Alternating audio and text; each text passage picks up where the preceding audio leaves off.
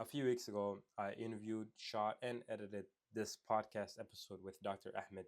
And from the get go, I understood that one of the biggest problems with podcasts is that retention, making sure that the audience watch the rest of the entire episode because this one was a long one.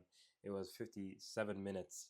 And so we need to find a way to make sure that the audience are interested or keep them interested. And one of the best ways to do that is having a very strong intro, and you can enhance that intro if you use AI. And so in this video, I'll be showing you exactly how I was able to do that using tools like Nano Pro and Kling 3.0, as well as my entire workflow on my decision making on making this look as good as possible to make that retention as high as possible. But before we get started, I want to show you exactly what that intro looks like, and you tell me exactly what are all the AI videos that I used inside of it, and hopefully you can spot all the ones. So let's go.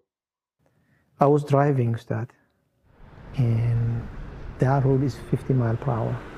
On the other side, 45 or 50 mile per hour. I was speeding, and the light became yellow, then red immediately. The car before me stopped. So there is other car speeding 50, so I'm in the middle, and the front of me stopped all of a sudden. Wallahi, I closed my eyes and I say, La ilaha illa ant. I was just waiting to hear what? The noise of the crash.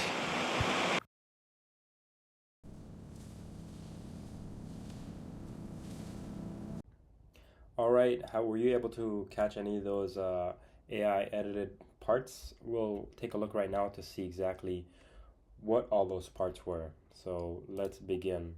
So this is the beginning of the intro. Let's play that back just a little bit, and then I'll show you here.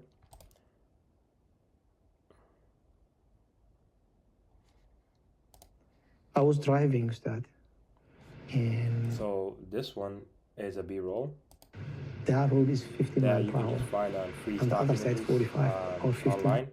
And of course, this one, maybe I should have got rid of that Gemini logo on the bottom right corner. But this, I used the guy's face as a reference image to be able to, encapsulate him in the back of a rear view mirror view. So this part is AI. This one is also AI using the same model. I was speeding, And then it cuts back to the same and the car.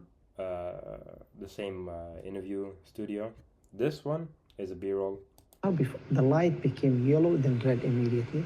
The car before me stopped. Still B-roll. I mean, this is the normal talk. So there is other. This one is also more B-roll. Car is speeding 50, so I'm in the middle, and the front of me stopped all of a sudden. This one, by the way, for this part, this exact same clip, I used 3 times, and I just cropped it in more and more to just emphasize the impact of the car about to crash. Wallahi, I closed my eyes and I say, La ilaha illa ant. I was just waiting to hear what? The noise of the crash. And then just a sound effect right there to build up to the tension, and then which leads us to the title. So were you able to capture all of those? Hopefully you were able to, except one other part. This right here, this introductory title as well, is also AI. And this one I used the Grok AI model to be able to create it. I used Kling, I used other video models as well, but Grok was able to present the best one. And this one I just used, where the person is sitting, those lanterns in the background. I just used that as a reference image for this introductory title. And I don't know if you can tell as well, the title, the text image or writing text in the video model for Grok isn't really the best. So I had to also, the secrets too on the left hand side, I had to superimpose that on top, add that on the top of it to hide, the part that I butchered with the text image.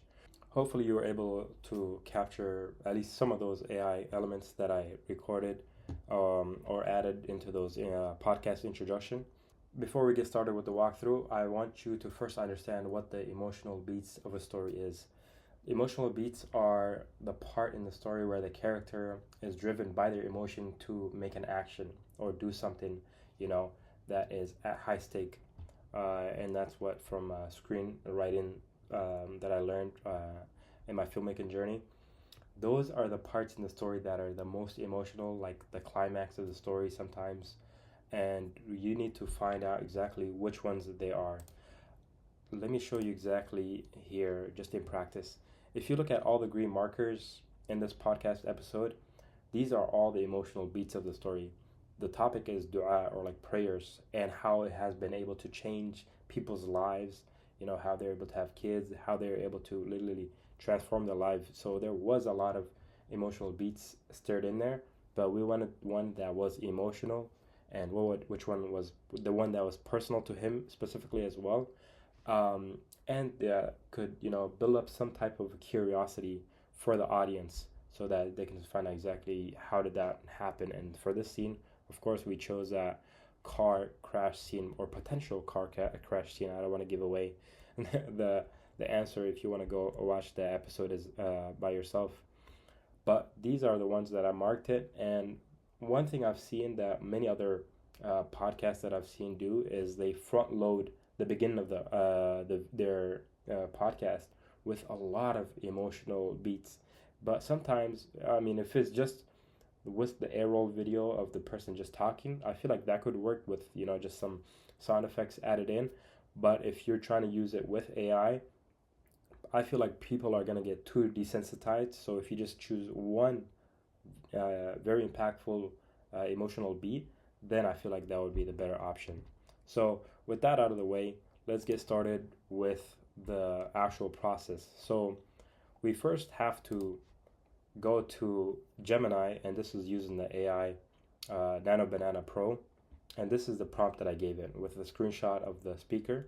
I said, recreate this person, you know, with their eyes through a rear view car's window or car's mirror. And so only their eyes are visible in the reflection of the mirror.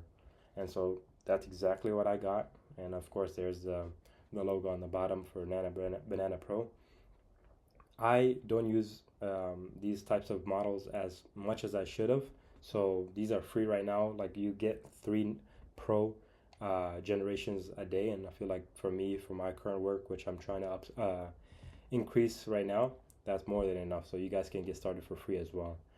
So that's what I did for the image as well as for the hands as well. I said, give me a first person point of view of a person's hand as they're in traffic. And I'm very happy with the blurred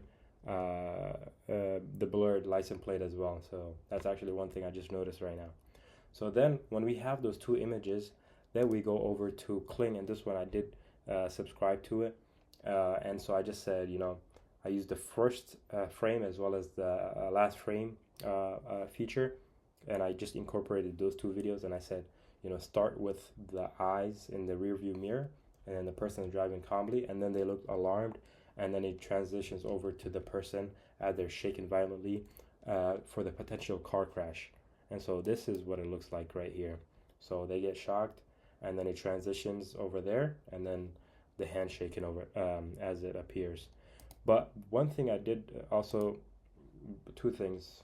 The first thing is I used these 2 images because I don't want to just use, you know, multiple video generations, because those take up extra credit. So if you can just combine those 2 images and then just create the entire prompt for the whole workflow of exactly what you expect to happen, then that just makes it much easier, so you don't need to do multiple video generations and save tokens that way.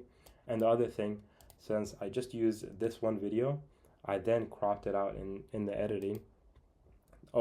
This part, and then right here, like if you pause it, that face does get disfigured, or less, like it's not as accurate, or when you're doing some of these motions moving from left to right. And so that part did get cropped up. And then for the rest of this, I just reused this same video where the car is shaken violently multiple times to zoom in a little bit closer and closer to drive the impact moment, and, you know, drive that suspense as well.